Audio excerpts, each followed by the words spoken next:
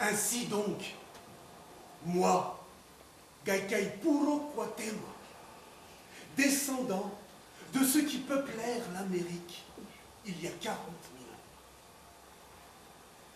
je suis venu à la rencontre de ceux qui la découvrirent il y a seulement 500 ans. Ainsi donc, nous voici tous réunis. Nous savons ce que nous sommes, et c'est tout dire. Jamais ce ne sera plus autrement.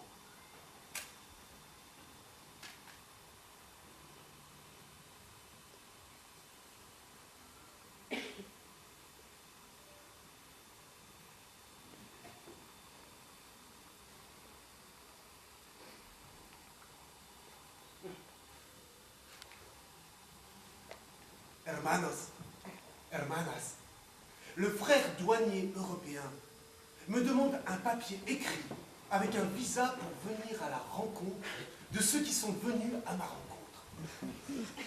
Le frère usurier européen me demande de rembourser une dette contractée par Judas que je n'ai jamais autorisé à me vendre. Le frère usurier européen m'explique que toute dette se paye avec des intérêts, même si des êtres humains et des pays entiers ont été vendus contre leur gré. Je suis là et je vous découvre. Moi aussi, je peux demander des remboursements. Moi aussi, je peux exiger des intérêts. Les archives des Indes prouvent, papier après papier, reçu après reçu, signature après signature, que pour la seule période, allant de l'année 1503 à l'année 1660, sont arrivés en Espagne, à Sanlúcar de Barrameda, 185 000 kilos d'or et 16 millions de kilos d'argent en provenance d'Amérique. Pillage? Moi, je ne le crois pas. Parce que cela reviendrait à penser que les frères chrétiens désobéissent au 7e commandement de leur religion. Tu ne voleras pas. Exploitation. Le ciel me garde de penser que les Européens, à l'égal de Caïn, tuent pour ensuite renier le sang de leurs frères. Génocide. Cela donnerait crédit à des calomniateurs comme le frère Bartholomé de Las Casas, qui qualifia la rencontre de destruction des Indes, ou à des ultras, comme le docteur Arturo Pietri, qui affirme que l'envol du capitalisme et de l'actuelle civilisation européenne est dû à l'afflux de métaux précieux, arrachés par vous, mes frères européens, à ceux qui sont aussi mes frères en Amérique. Non, ces 185 000 kilos d'or et ces 16 millions de kilos d'argent doivent simplement être considérés comme le premier d'une série de prêts que l'Amérique a amicalement consenti pour le développement de l'Europe. Le contraire présupposerait des crimes de guerre, ce qui ouvrirait droit non seulement à exiger un remboursement immédiat, mais aussi une indemnisation pour dommages et intérêts.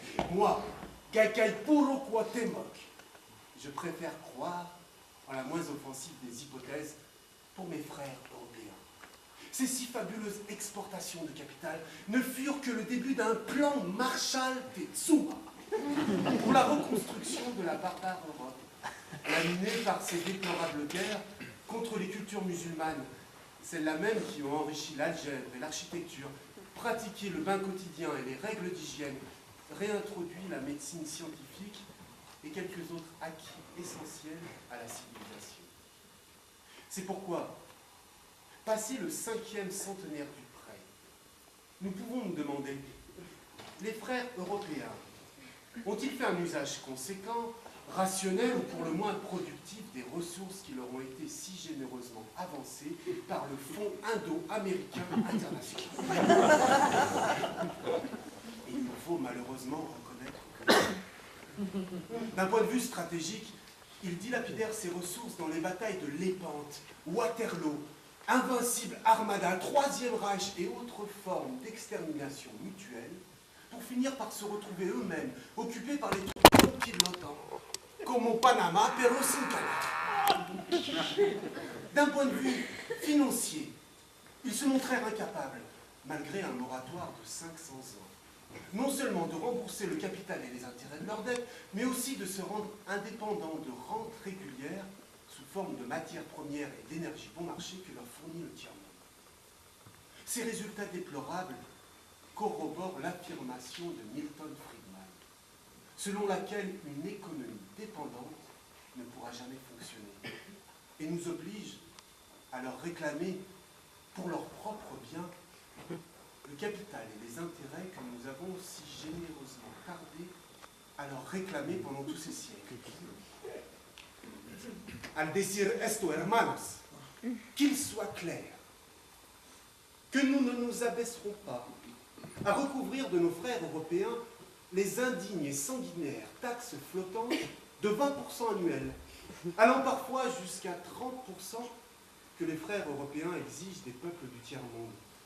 Nous nous limiterons au remboursement des métaux précieux avancés, plus le maudit intérêt fixe de 10% annuel, calculé sur les 300 dernières années, con 200 años de gracia, Pachamama. Sur cette base, pratiquant l'usuraire et européenne formule des intérêts composés, dette, capital, intérêt, nombre d'années, nous informons nos découvreurs qu'ils nous doivent seulement, comme premier versement de leur dette, la masse de 185 000 kilos d'or multipliée par 2600 milliards et la masse de 16 millions de kilos d'argent multipliée aussi par 2600 milliards, c'est-à-dire une masse totale qui dépasse largement le poids de la Terre. Les pesadas. Ces quantités d'or et d'argent sont bien lourdes, n'est-ce pas? Combien pèseraient-elles, calculées en sang humain? Reconnaître qu'en un demi-millénaire, l'Europe n'a su générer de richesses suffisantes pour rembourser ce modique intérêt reviendrait à admettre son absolu échec financier et une démentielle irrationalité des principes du capitalisme. Il faut reconnaître que de telles questions métaphysiques ne nous préoccupent pas, nous autres, Indiens d'Amérique. Par contre, nous exigeons, oui, nous exigeons la signature immédiate d'une lettre d'intention qui discipline les peuples débiteurs du vieux continent et les oblige à accomplir leur engagement moyennant une prompte reconversion de l'Europe devant lui permettre de nous restituer en entier et à titre de premier versement ce qu'elle nous doit de cette dette historique.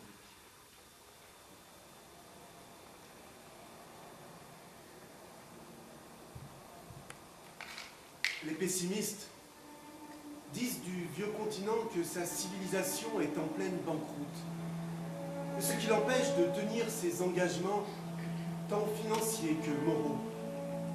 Dans ce cas, nous nous contenterions qu'ils nous payent en nous remettant la balle avec laquelle ils ont tué le poète. Mais ils ne pourront pas, car cette balle est le cœur